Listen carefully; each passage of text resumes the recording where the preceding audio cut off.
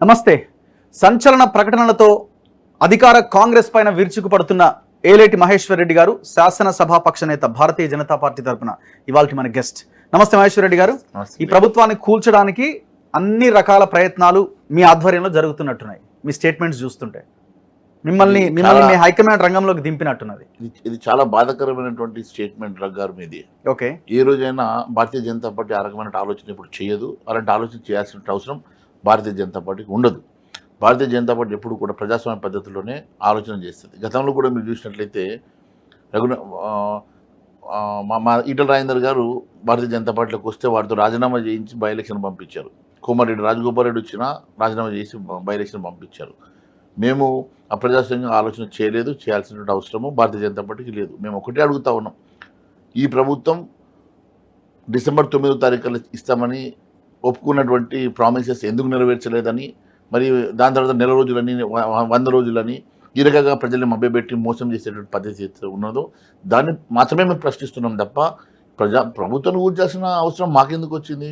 అయినా ప్రభుత్వం కూల్చాల్సి వస్తే కాంగ్రెస్ పార్టీలోనే చాలామంది ఉన్నారు కూల్చుకోవడానికి. వాళ్ళు కొట్టాడుకొని వాళ్ళు ఎవరు బలం ఎంత చూపించుకోవడానికి అక్కడనే పైల్వాన్లు చాలామంది ఉన్నారు. అదే అంటున్నాను, మీరు కూలగొట్టి వాళ్ళే కూలగొట్టుకున్నారని చెప్పే ప్రయత్నం ఏమైనా జరగబోతున్నదా భవిష్యత్తులో? మాకు అవసరం ఏముంది? ఇప్పుడు ఒకటే చెప్తా ఉన్నాను, మీరే చూస్తూ ఉన్నారు. ఒక నాయకుడు నా వెంపడ 25 మంది ఎమ్మెల్యేలు ఉన్నారు, వేరే పార్టీ టచ్లో ఉన్నారంటారు. ఒక నాయకుడు నా వెంట 10 మంది ఉన్నారంటారు. పలానా నాయకుడు అంటే నా వెంట ఇంతమంది టచ్లో ఉన్నారని. ఇవన్నీ ఎందుకు చెప్పుకుంటా ఉన్నారు? వాళ్ళకు కేవలం అంతెందుకండి, స్వయంగా ముఖ్యమంత్రి గారే నా మీద కాన్స్పిరసీ నడుస్తూ ఉన్నదని చెప్పి సాక్షాత్తు ముఖ్యమంత్రి గారే మహబూబ్ నగర్ చెప్పుకునే పరిస్థితి వచ్చింది. మీరు బీఆర్ఎస్ కలిసి చేస్తున్నది అన్నది ఆయన ఎలిగేషన్. ఇప్పుడు ఓడగొట్టడానికి డెఫినెట్గా మేము ఓపెన్ కదా, దాంట్లో కాన్స్పిరసీ ఏముందండి? మేము ఆయన ఓడగొట్టడానికి ఓపెన్ ఛాలెంజ్ చేసి మహబూబ్ నగర్ మేము గెలుస్తున్నాం, మేము గెలిపించుకుంటాం, వాళ్ళని ఓడగొడతామని బహిరంగ చెప్తాం. దాంట్లో కాన్స్పిరసీ ఏమున్నది? ఆయన కూల్చడానికి జరుగుతున్న కుట్ర అన్నది ఆయన మహబూబ్ నగర్లో ఆయన అన్న స్టేట్మెంట్, మహబూబ్ నగర్లో నా ఓటు తగ్గించడానికి, నన్ను ఓడగొట్టడానికి కుట్ర జరుగుతుంది అని అంటే ఆయన పార్టీ వాళ్ళ మీద ఆయనకు అనుమానాలు వ్యక్తం చేస్తున్నాడు. అదే మహబూబ్ నగర్లో మాకు కుట్ర చేయాల్సిన అవసరం ఏముంది? మహబూబ్ నగర్లో ఓపెన్గా మేము బరిలో దిగినాం, ఓపెన్గా ఆయన ఓడగొడతాం, ఓపెన్గా మేము మా క్యాండిడేట్ గెలిపించుకుంటాం. కానీ నా పార్టీలో నన్ను వీక్ చేయడానికి కొంతమంది నా మహబూబ్ నగర్ సీట్ను ఓడగొట్టే ప్రయత్నం జరుగుతుంది అని చెప్పేసి వారు స్వయంగా స్టేట్మెంట్ ఇచ్చుకుంటారు. ఆ స్టేట్మెంట్ ఇచ్చినారు ఆయన? అదే స్టేట్మెంట్ కదా వారు ఇచ్చింది. అంటే సొంత పార్టీలో కోవట్లు ఉన్నారన్న స్టేట్మెంట్ ఏమైనా ఆయన ఇచ్చింది? దాని అర్థమైంది, నా పార్టీలో ఆయన అన్నది నన్ను వీకెండ్ చేయడానికి, నా నియోజకవర్గంలో నాకు లీడ్ తగ్గించడానికి, నన్ను ఓడగొట్టడానికి ప్రయత్నం జరుగుతుంది అని అంటే డెఫినెట్గా ఆయన ఒక ముఖ్యమంత్రిగా స్టేట్మెంట్ ఇచ్చాడు. ముఖ్యమంత్రిగా స్టేట్మెంట్ ఇస్తే ఏదైనా ఆయన ఇన్ఎఫిషియన్స్ అన్నా ఉండాలా, బికాజ్ ఆయనకు ఉన్నటువంటి సోర్సెస్ డీజీపీ నుంచి కానిస్టేబుల్ వరకు ఆయన కంట్రోల్లో ఉంటారు. వారికి నిమిషాల మీద ఈ రాష్ట్రంలో ఎక్కడ చీమ చిట్టుకుమన్నా ఆయనకు తెలుస్తుంది. అలాంటి వ్యక్తి ఈరోజు అంత పెద్ద స్టేట్మెంట్ ఇచ్చాడంటే డెఫినెట్గా ఆయన పార్టీలో షిండేర్ ఉన్నట్టుగానే కాన్స్పిరసీ జరుగుతున్నట్టుగా. మీరు అది చేస్తున్నారని ఆయన అన్నారని ఎందుకు అనుకోకూడదు? మీరు ఆ ప్రయత్నం చేస్తున్నారన్నది ఆయన భావన, ఆయన ఆలోచన ఎందుకు అనుకోకూడదు? ఆయన పార్టీలో 64 మంది ఎమ్మెల్యేలు ఉండి ముఖ్యమంత్రి ఉన్న ఆయన పార్టీలో 8 మంది ఎమ్మెల్యేలు ఉన్నటువంటి భారతీయ జనతా పార్టీకి ఏం అవసరం ఉంటుంది? ఎందుకు చేస్తుంది? ఒకవేళ చేసినా వాళ్ళ ఎమ్మెల్యేల మీద వాళ్ళకి నమ్మకం లేదా? వాళ్ళ పార్టీ సింబల్ మీద గెలిచినటువంటి ఎమ్మెల్యేలు అధికారులు ఉన్నటువంటి ముఖ్యమంత్రి గారికి వారి ఎమ్మెల్యేల మీద వారికి కంట్రోల్ లేదా? ఈరోజు వారే చెప్తా ఉన్నారు, గేట్ ఓపెన్ చేస్తాను, మొత్తం పాటకులు ఓపెన్ చేస్తాను, విండోస్ ఓపెన్ చేస్తాను, వందల కుప్పలుగా నా దగ్గరికి ఎమ్మెల్యేలు వచ్చి పడిపోతారని అంటే, మరి అన్ని ఓపెన్ చేసినాం. ఇప్పటివరకు మనం గతంలో చెప్పాడు 23 మంది ఎమ్మెల్యేలు రెడీగా ఉన్నారు, 10 మంది ఎమ్మెల్యేలు రెడీగా ఉన్నారు, రేపు 12 మంది జాయిన్ అవుతున్నారు, రకరకాలుగా వాళ్ళు ఇలా లీకేజ్లు ఇచ్చినారు కదా. మరి వీళ్ళు ఓపెన్ చేసి గేటు పాటకు అన్ని ఓపెన్ చేసినా 4 నెలల కనీసం 4 కూడా తెచ్చుకోలేకపోయారు. దీన్ని బట్టి అర్థమవుతా ఉన్నది. ఇప్పుడు వాళ్ళు ఎన్ని రకాలుగా ప్రయత్నం చేసినా, ఇప్పుడు వాళ్ళు టచ్లో ఉన్నారని ఒక మంత్రి అంటారు, బీజేపీ టచ్లో ఉన్నారు ఒక మంత్రి అంటారు, బీఆర్ఎస్లో టచ్లో ఉన్నారు ఒక మంత్రి అంటారు, మా వాళ్ళు నా వెంట ఉన్నారు ఒకరు అంటారు. దీని అంతా కారణం మీరు అన్నారు 5 ఏకనాథ్ షిండేలు ఉన్నారు కాంగ్రెస్ పార్టీలో అని. మీరు అన్న మాటే కదా, చాలా మంది ఎమ్మెల్యేలు మా దాంట్లోకి రావడానికి రెడీగా ఉన్నారన్నారు కదా మీరు ఇచ్చిన స్టేట్మెంట్ చాలా క్లియర్గా. నేను అన్నది చాలా స్పష్టంగా 8 మంది ఎమ్మెల్యేలు నాతో టచ్లో లేని ఒక మంత్రి గారు మాట్లాడితే, ఒక మంత్రిగా ఉండి ఇంత పచ్చబద్దాలు మాట్లాడడం సమంజసం కాదు. మీరు ఇతర పార్టీలో ఉన్నటువంటి ఎమ్మెల్యేలని ఎత్తుకొని పోతా ఉన్నారు. ఇతర పార్టీలో ఎమ్మెల్యేలని మీరు, ఇతర పార్టీలో గెలిచినటువంటి ఎమ్మెల్యేలను మీరు అప్రజాస్వామ్యంగా తీసుకుని వెళ్తూ ఉన్నారు. గతంలో మీరు పీసీ అధ్యక్షుడిగా ఉన్నప్పుడు మీ ఎమ్మెల్యేలని ఎవరైనా తీసుకెళ్తే చెప్పుద్దో కొట్టండి అని చెప్పినటువంటి పీసీ ప్రెసిడెంట్గా రేవంత్ రెడ్డి గారు, ఈరోజు మరి ఆయన ముఖ్యమంత్రిగా పీసీ అధ్యక్షుడిగా ఆయన చేస్తున్న పని అదే కదా, వేరే పార్టీలో గెలిచినట్టు ఎమ్మెల్యేని తెచ్చుకుంటున్నాడు కదా. మరి మీరే కాంట్రడిక్టరీ స్టేట్మెంట్స్ ఒకవైపు ఇస్తూ ఉన్నారు. అదేవిధంగా ఒక మంత్రి గారు ఈ రకమైనటువంటి తప్పుడు ప్రచారం చేస్తూ ఉంటే మేమన్నాము మా ఎమ్మెల్యేలు ఎవరితో టచ్ ఉండాల్సిన అవసరం లేదు, అలాంటి ఎమ్మెల్యేలు మా వద్ద లేరు. మా వద్ద ఉన్నటువంటి వాళ్ళందరూ కూడా గ్రాస్ రూట్స్ నుండి వచ్చిన వారంతా కూడా ఈ మా భారతీయ జనతా పార్టీ సిద్ధాంతాలు నరనరాల్లో ఉంచుకున్న వాళ్ళు మాత్రమే ఉన్నారు. ఒకవేళ మీలాగా మేము ఆ ప్రజాస్వామ్యంగా ఆలోచిస్తే, మీలాగా మేము కూడా మీరు ఆలోచన ఇచ్చినట్టు మీరు ఆలోచన చేసి మేమే గేట్లు ఓపెన్ చేయాలనుకుంటే పట్టుమని 2 రోజులు సరిపోతుంది, మాకు 48 hours సరిపోతుంది. మా దగ్గరికి కూడా మేము ఓపెన్ చేస్తే రావడానికి, ఎమ్మెల్యే రావడానికి. కానీ మేము అలాంటి ఆలోచన చేయడం లేదు. మీరు ఆలోచన చేస్తే 2 రోజులు పడుతుందా మీకు సమయం? మేము కూడా మీలా గేట్ ఓపెన్ చేస్తే మాలాంటి నిక్కార్సుగా నిజాయితీగా ఒక పటిష్టమైనటువంటి నాయకత్వం ఉన్నటువంటి భారతీయ జనతా పార్టీకి పాటకు ఓపెన్ చేస్తే మా వద్దకు రావడానికి సమయం పట్టదు ఎమ్మెల్యేలకు అని చెప్పాను. నేను అదే అంటాను, మీతో టచ్ లో లేని మీ దగ్గరికి ఎమ్మెల్యేలు ఎట్లా వస్తారు అన్నది నా పాయింట్. మేము ఆలోచన ఎందుకుంటారండి. ఇప్పుడు ఒక విషయం, చాలా మంది డిసిడెంట్స్ అక్కడ కాంగ్రెస్ పార్టీలో కానీ ఇతర పార్టీలో ఉన్నటువంటి డిసిడెంట్స్, ఇతర పార్టీలో ఉన్నటువంటి చాలామంది ఎమ్మెల్యేలు డెఫినెట్గా అందరితో టచ్లో ఉంటారు, ఉండరని నేను చెప్పడం లేదు. మాతో టచ్లో డెఫినెట్గా ఉండుంటారు. ఇప్పుడు అది నేను ఇప్పుడు రివీల్ చేయాల్సిన అవసరం లేదు. కానీ నేను చెప్పాలనుకున్నది ఏమంటే, మేము ఆ రకమైన ఆలోచన చేయడం లేదని. మేము నిజంగా ఆ రకంగా ఆలోచన చేస్తే మీకున్నది 64 సీట్లు, 5 ఎమ్మెల్యేలు బయటకు వెళ్ళిపోతే మీరు మైనార్టీలో పడతారు. కాబట్టి మీలాంటి ఆలోచన మేము చేయాలనుకుంటే పెద్ద సమయం పట్టదు. కానీ మేము అలాంటి ఆలోచన చేయడం లేదు, మాకు అలాంటి ఆలోచన లేదు అని ఆ సత్తా మీకున్నదా అంటున్నాను. మీరు ఒకవేళ ఆలోచన చేస్తే 5 ఇటు లాగే సత్తా ధైర్యం మీకున్నదా? మాకు ఉండాల్సిన అవసరం లేదు. వాళ్ళ దాంట్లోనే చాలా మంది ఈయన ఎప్పుడు దిగిపోతాడని, ఎప్పుడు ముఖ్యమంత్రి అవుతాడని ఆశలు ఉన్న వాళ్ళు చాలా మంది ఉన్నారు. ఒక మంత్రి అంటాడు నా వెంట 25 మంది నాకు టచ్లో ఉన్నారని ఒక మంత్రి చెప్తాడు. ఒక మంత్రి నాతో 20 మంది టచ్లో ఉన్నారని ఒక మంత్రి చెప్తాడు. నా వెంట 10 మంది మంత్రులు ఉన్నారని ఒక మనిషి చెప్తారు. దీని వెనుక కారణం ఏంది? ఇప్పుడు ఒక పార్టీలో బహిరంగంగా చెప్పినారా? మీతో బహిరంగ స్టేట్మెంట్ ఇచ్చారు. బీఆర్ఎస్ వాళ్ళు టచ్ లో ఉన్నారు, ఎవరు టచ్ లో ఉన్నా అదే 25 మంది టచ్ లో బీఆర్ఎస్ వాళ్ళు ఈయనతో టచ్ లో ఉన్నారంటే వాట్ డస్ ఇట్ మీన్? 25 మంది ఈయనతో ఒక మంత్రి గారితో టచ్ లో ఉన్నారని అంటే వాట్ డస్ ఇట్ మీన్?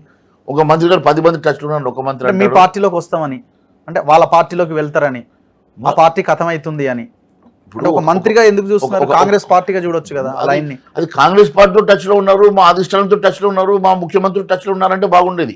ఇప్పుడు ఎక్కడైనా నా వెంట ఉన్నారు, నాకు టచ్ లో ఉన్నారు, నీకు టచ్ లో ఉన్నారని ఇండివిజువల్ గా వాళ్ళు క్లెయిమ్ చేసుకుంటున్నారు. ఇప్పుడు అక్కడ ఉన్నది అక్కడే ప్రాబ్లం ఉన్నది.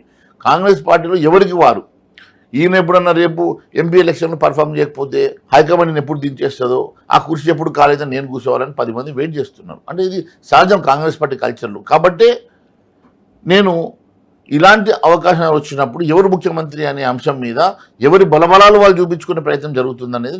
ఇప్పుడు 5 ఏకనాథ్ షిండేలు అన్నది కూడా అందులో భాగమేనా? అందులో డెఫినెట్ గా నిజంగా ఉన్నారా అట్లాంటి వాళ్ళు ఆ పార్టీలో? ఇప్పుడు మీరు అందులోంచే వచ్చినారు కదా. చూడండి, భారతీయ జనతా పార్టీ ఎప్పుడన్నా తప్పుడు మాటలు, అబద్ధపు మాటలు చెప్పాల్సిన అవసరం లేదు. నేను గతంలో ఆర్ ట్యాక్స్ అని అన్నాను. చాలా మంది ఆర్ ట్యాక్స్ నిజమా అబద్ధమా అని అంటే నేను మీకు ఆర్ ట్యాక్స్ రుజువులు మాట్లాడే ముందు మీకు కోమటిరెడ్డి గారు మీకు సవాల్ చేస్తున్నారు, ఇంకొకసారి ఇష్టం వచ్చినట్టుగా మాట్లాడితే మర్యాదగా ఉండదు, ఊరుకునే ప్రసక్తే లేదు, సహించేదే లేదు, రిక్వెస్ట్ అనుకుంటారా మహేష్ రెడ్డి, లేదు వార్నింగ్ అనుకుంటారా, అది మీ ఇష్టం, తేల్చుకోవాలి. చూడండి, పాపం కోమటిరెడ్డి గారి మీద ఆయన చూస్తే నాకు జాలిస్తుంది. వారు నిజంగా కూడా ఒక బోల మనిషి. ఆయన గురించి నేను ఎక్కువగా మాట్లాడదలుచుకోలేదు. సాఫ్ట్ కార్నర్ ఉందా మీకు ఆయన మీద? సాఫ్ట్ కార్నర్ ఏం కాదు పాపం. ఆయన నిజంగా డీ పొలిటీషియన్ కాదు. ఆయన ఒక ఏదో మాట్లాడుతూ ఉన్నారు. ఇప్పుడు ఆయన మీద చాలా అంశాలు ఆయన విషయంకి వచ్చినప్పుడు బహుశా ఆయన రెస్పాండ్ అయి ఉంటారు. ఆయనను మనం సీరియస్ తీసుకోవాల్సినటువంటి అవసరం లేదు. మంత్రి గారే ముఖ్యమంత్రి పదవి పోటీ పడుతున్నాడు. లేదు నిన్న అంటున్నాడు డ్రాప్ అయినట్టున్నాడు. వాళ్ళ 10 సంవత్సరాలు రేవంత్ రెడ్డి ఉంటాడని చెప్పి నిన్న మాట మార్చేయండి. ఆయనకు ముఖ్యమంత్రి అవ్వాలని ఆశ లేనట్టుంది. ఆయనకు మంత్రితోటే చాలా హ్యాపీగా ఉన్నట్టున్నాడు.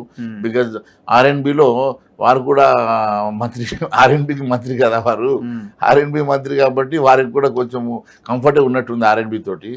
సో నేను అనేది ఏంటంటే, వారు నిన్న ఇచ్చినటువంటి స్టేట్మెంట్, ఇప్పుడు నేను ఏదన్నా మాట్లాడితే తప్పు మాట్లాడితే డెఫినెట్గా మీకు ఆ సబ్జెక్ట్ మీద నాతో డిస్కస్ చేయడానికి 100% మీకు అధికారం ఉన్నది, హక్కు ఉన్నది, మీరు డిబేట్లో పార్టిసిపేట్ చేస్తామని నేను సిద్ధంగా ఉన్నా.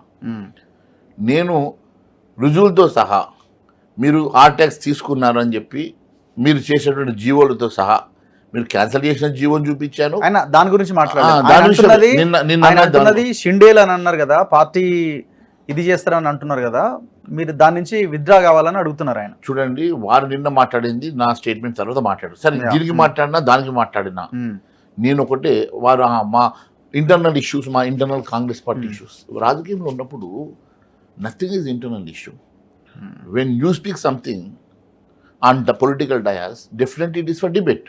ఓకే, నేను ఒక విషయం ఏం చెప్తా ఉన్నాను, వారు రేవంత్ రెడ్డి గారి క్యాబినెట్లో ఆర్ఎండ్బి మంత్రి అయినటువంటి కోమటిరెడ్డి గారు, వారు గతంలో బీజేపీ వాళ్ళు నాతో టచ్లో ఉన్నారని వారే చెప్పారు. నన్ను చిట్ చాట్ చేయొద్దన్నారు. మరి వారు కూడా చిట్ చాట్లోనే మాట్లాడారు. మరి వారు చిట్ చాట్ చేయొచ్చట, మహేశ్వర్ రెడ్డి చిట్ చాట్ చేయొద్దట. సరే, రెండోది, వారు నాతోటి టచ్లో ఉన్నారు అని చెప్పి చెప్పినటువంటి వ్యక్తి నా గతంలో కూడా నేను ఎందుకు ముఖ్యమంత్రి కావద్దు అని చెప్పి స్టేట్మెంట్ ఇచ్చినటువంటి వ్యక్తి, ఈరోజు నేను మంత్రికి కన్ఫైన్ అవుతాను, మా రేవంత్ రెడ్డి 10 ఏళ్ళు ఉంటాడని చెప్పినటువంటి వ్యక్తి, ఇవే కాంట్రడిక్టరీ స్టేట్మెంట్స్ ఇచ్చేటువంటి వ్యక్తి. సరే, వారి అభిప్రాయం వారిది, దాని గురించి నేను డిస్ప్యూట్ చేయడం లేదు. కానీ నేను నాతో వాళ్ళు టచ్లో ఉన్నారని మరి గతం స్టార్ట్ చేసింది మీరు. Okay, Bharatiya Janata party MLAs 8 మంది ఎమ్మెల్యేస్ నాతో టచ్లో ఉన్నారని స్టార్ట్ చేసింది వారు. కాబట్టి కదా నేను దాని అంశం లోపల నేను చాలా స్పష్టంగా వారికి నేను చెప్పడం జరిగింది. ఈరోజు కూడా నేను వారికి అదే చెప్తా ఉన్నాను, భారతీయ జనతా పార్టీ ఎమ్మెల్యేలు నిక్కార్సుగా భారతీయ జనతా పార్టీ సిద్ధాంతాల మీద, నరేంద్ర మోడీ గారి బొమ్మ మీద గెలిచినటువంటి మా ఎమ్మెల్యేలు ఈరోజు ప్రజా గొంతుకై తెలంగాణ రాష్ట్రంలో ప్రజల పక్షాన్ని నిలబడి ప్రశ్నించే గొంతుగా మేము నిలబడుతున్నాం. మా రోల్ మేము ప్లే చేస్తూ ఉన్నాం. వారు ఒకవేళ ఈ ప్రభుత్వం మేము ఆయన ఏమన్నాడు, మా సంక్షేమ కార్యక్రమాలు మేము చేస్తున్నాం అన్నాడు. నేను దాని మీద డిస్కషన్కి రెడీగా ఉన్నా. సంక్షేమ కార్యక్రమాలు, ఏ సంక్షేమ కార్యక్రమం మొదలుపెట్టినావు, ఎన్ని హామీలు ఇచ్చినావు, ఈ హామీలలో 421 హామీలు, గతంలో ఇచ్చినటువంటి 6 గ్యారంటీలు, దాంతోపాటు 412 హామీలు. ఇప్పుడు దీంట్లో ఏ హామీను నెరవేర్చకుండా ఒక మంత్రిగా నిన్న హామీలు నెరవేరుస్తున్నామని అబద్ధం చెప్తా ఉన్నారు. నేను ఒకటే చెప్తా ఉన్నాను, రేవంత్ రెడ్డి 10 ఏళ్ళు సీఎం అని ఆయనే చెప్తున్నాడు. చెప్పాడు, ఇక్కడ గొడవే లేదు కదా, అన్నాడు. మేమంతా కలిసే ఉంటే మీరు గొడవలు పెడుతున్నారు మా మధ్యలో, అది నిన్న అన్నాడు కదా. సరే, చూద్దాం ఎంతకాలం ఈయన కలిసి ఉంటాడో చూద్దాం. కానీ ఈయన ఒక్కైనా ఈ స్టేట్మెంట్ ఇచ్చినంత మాత్రాన సమస్య పరిష్కారం కాదు. ఇప్పుడు కాంగ్రెస్ పార్టీలో 64 మంది ఎమ్మెల్యేల్లో 24 మంది ఎమ్మెల్యేలు ముఖ్యమంత్రి స్థాయి నాయకులం, మాకేం తక్కువ, మేమెందుకు ముఖ్యమంత్రి కాకూడదు అనుకునేటువంటి వాళ్ళు ఒక 24 మంది ఉంటారు. దాంట్లో ఇప్పుడు 10 మంది మంత్రులు ఉన్నారు. మంత్రులంతా సీనియర్లు ఉన్నారు, గతంలో మంత్రి పదవి చేసిన వాళ్ళు ఉన్నారు, మొదటిసారి మంత్రి పదవిలో ఉన్న వాళ్ళు ఉన్నారు. ఓకే, నేను ఒకటే చెప్తా ఉన్నాను, ఇప్పుడు గ్రూపులు అంటే దాంట్లో ఇప్పుడు కోమటిరెడ్డి అదే చెప్తా ఉన్నాను. ఇప్పుడు 3 రంగుల జెండా అని పాట పాడతారు కదా, 3 రంగుల జెండా అంటే ఒక రంగేమో టీడీపీకి వెళ్ళి వచ్చాయి, అది పచ్చటి రంగు, ఒక రంగేమో టీఆర్ఎస్కి వెళ్ళి వచ్చాయి, అది పింక్ రంగు, ఇంకోటి ఒరిజినల్ కాంగ్రెస్ అని చెప్పుకునే రంగు, అది వైటో ఏదో రంగు ఒకటి. ఈ 3 రంగులు కలిసి ఈరోజు సంసారం చేస్తున్నాయి.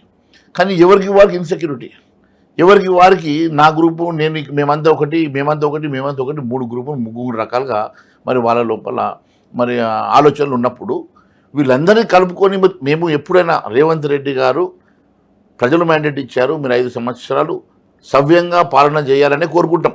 సవ్యంగా పాలన చేయాలా, ప్రజలకు ఇచ్చినటువంటి హామీలు మాత్రం నెరవేర్చాలా, హామీలు నెరవేర్చుకోకుంటే ప్రజల పక్షాన మాత్రం మేము పోరాటం చేస్తామని మాత్రం మేము చెప్తున్నాం. మిమ్మల్ని కూలిపోవాలని మేము కోరుకోవడం లేదు, కూల్చానట్టు అవసరము భారతీయ జనతా పార్టీకి లేదు. మేము ఒకటే అడుగుతా ఉన్నాం, మీరు ఇచ్చిన హామీలు అబద్ధపు హామీలు అని చెప్పి, తప్పిదం జరిగింది మా వల్ల అని చెప్పి క్షమాపణ చెప్తారా? వాళ్ళు రెఫరెండం అంటున్నారు ఎలక్షన్స్ ని, మీరేమో హామీలు ఏమీ లేదు, అంతా ఉత్తదే, అంతా బోగస్ అంటున్నారు. వాళ్ళు రెఫరెండం గా భావిస్తున్నాం ఎలక్షన్స్ ని అన్నారు. దేనికి రెఫరెండం? సీఎం చెప్తున్నాడు స్వయంగా అండి. దేనికి రెఫరెండం? ఇప్పుడు మాటల గ్యారెంటీ చేయడానికి చాలా బ్రహ్మాండంగా రేవంత్ రెడ్డి గారి లాగా ఎవరు మాట్లాడారు రాష్ట్రంలో. రేవంత్ రెడ్డి గారికి కేసీఆర్ గారి లాగా, కేసీఆర్ గారికి రేవంత్ రెడ్డి లాగా మాట్లాడేటువంటి ఆర్ట్ వాళ్ళకి దేవుడిచ్చిండు.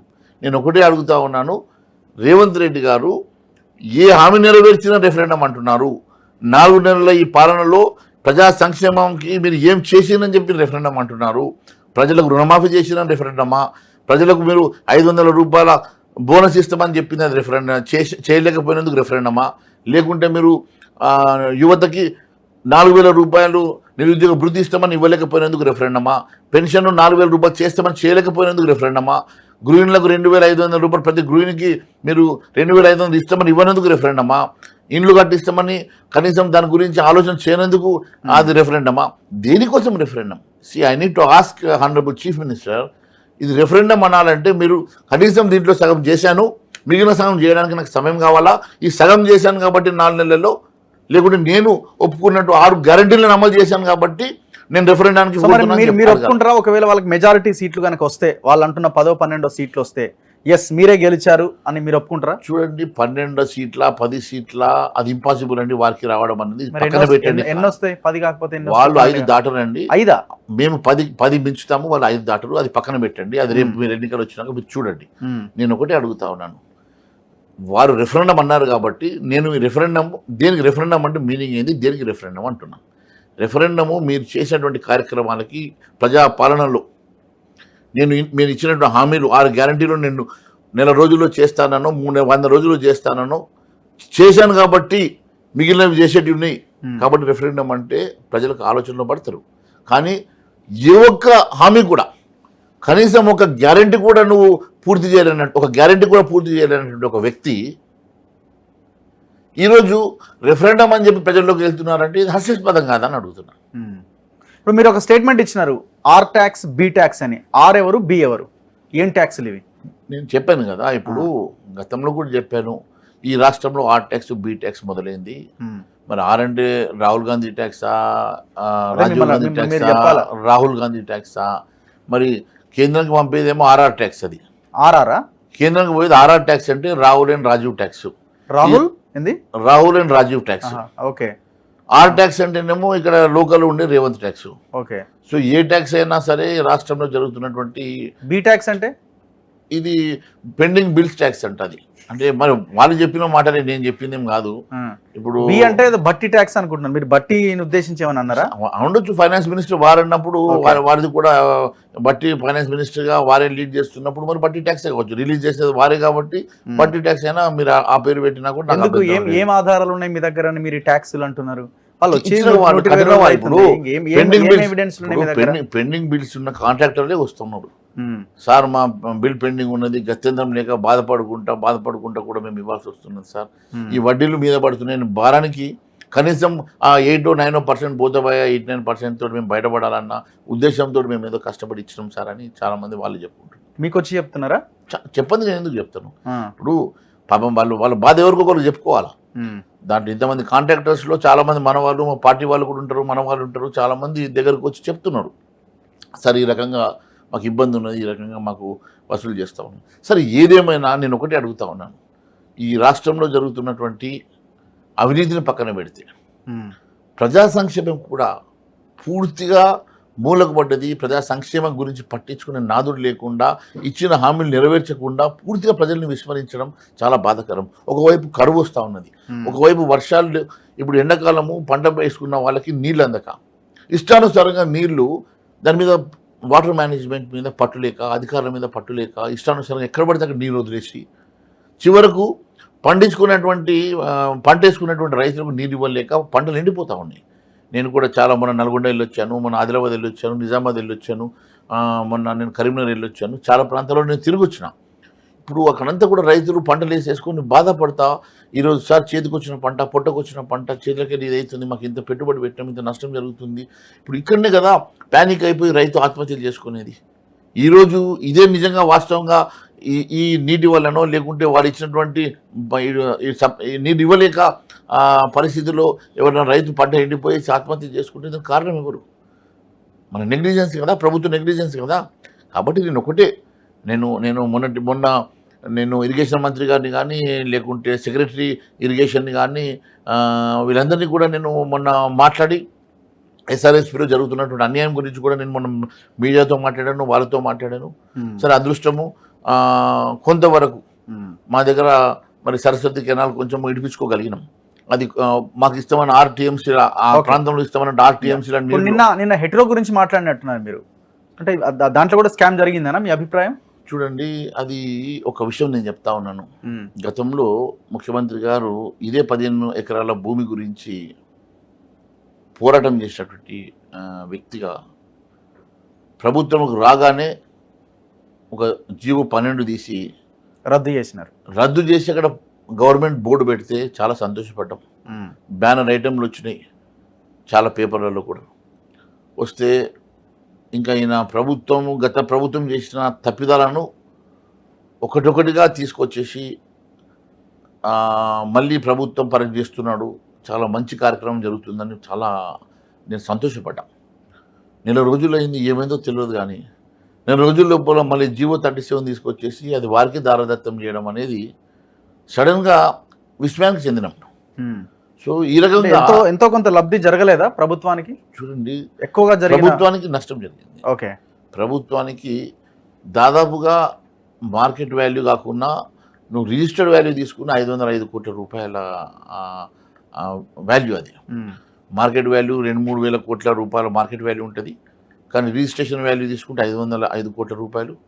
505 కోట్ల రూపాయలు 10% మీరు లీజ్ అమౌంట్కి కట్టిన సంవత్సరానికి 50 కోట్లు కట్టాలి. ఓకే, 30 సంవత్సరాలకు లీజ్ అంటే మళ్ళీ ఎవ్రీ 2 ఇయర్స్కి 5% ఎన్హాన్స్మెంట్ అంటే దాని మీద దాదాపుగా 1500 నుంచి 2000 కోట్లు రూపాయలు రెవెన్యూ రాష్ట్ర ప్రభుత్వానికి వస్తుంది.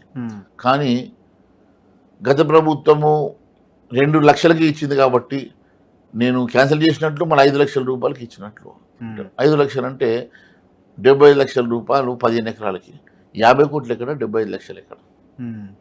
అంటే ఒక సంవత్సరానికి ఈ రాష్ట్ర ప్రభుత్వం 49 కోట్ల 25 లక్షల రూపాయలు ప్లస్ 5% ఎన్హాన్స్మెంట్ దాని మీద నష్టం జరుగుతుందంటే ఈ రాష్ట్రంలో దాదాపు ఈ ప్రభుత్వం రావాల్సినటువంటి 1500 నుంచి 2000 కోట్ల రూపాయలు నష్టం జరుగుతున్నట్టే కదా. సో మరి మీరు చేసింది ఏంటి అని ప్రశ్నించారు. ఇప్పుడు మీరు ఏదైతే గతంలో నష్టం జరిగింది అని చెప్పినటువంటి మీరు ఈరోజు ముఖ్యమంత్రిగా మరి ఆ అంశం మీద ఎందుకు యూటర్న్ తీసుకున్నారు అని మాత్రం నేను ప్రశ్నించాను. ఇప్పుడు ఏదైనా నేను భారతీయ జనతా పార్టీ తరఫున ప్రజా వ్యతిరేక విధానాల్ని, ఈ ప్రభుత్వం తీసుకునేటువంటి తప్పుడు నిర్ణయాన్ని నేను ప్రశ్నించే గొంతుకగా ప్రజలను ఎన్నుకొని ఈ బాధ్యత ఇచ్చినప్పుడు నా కనీస బాధ్యత నేను నిర్వర్తించాలి. కాబట్టి నేను ప్రజల పక్షాన బాగా ట్రెండింగ్లో ఉంటుంది. మీరు ఏదో ఒకటి పట్టుకొస్తున్నారు, ఇంకా చాలా ఉన్నాయి అంటున్నారు. ఏమున్నాయో మీ దగ్గర? చాలా చెప్తాను, ఒకటిగా నేను తీసుకొచ్చి చెప్తాను. ఇప్పుడు ఇంకా చాలా సమయం ఉన్నది. ముఖ్యమంత్రి గారు చేసేటువంటి తప్పిదాలు ఒకటొకటిగా మా దగ్గరకు వస్తున్నాయి. మరి అవన్నీ కూడా నేను ఒకటొకటిగా డెఫినెట్గా నేను మీడియా ముందు తీసుకొస్తాను.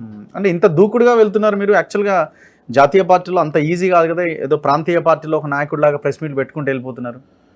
మీ పార్టీ నాయకత్వం సపోర్ట్ తోనే ఇవన్నీ డెఫినెట్గా పార్టీ నాయకత్వం ఎంకరేజ్ చేయకుంటే నేను ఎందుకు చేయాలా? ఇప్పుడు నేను ఎందుకు చేస్తాను?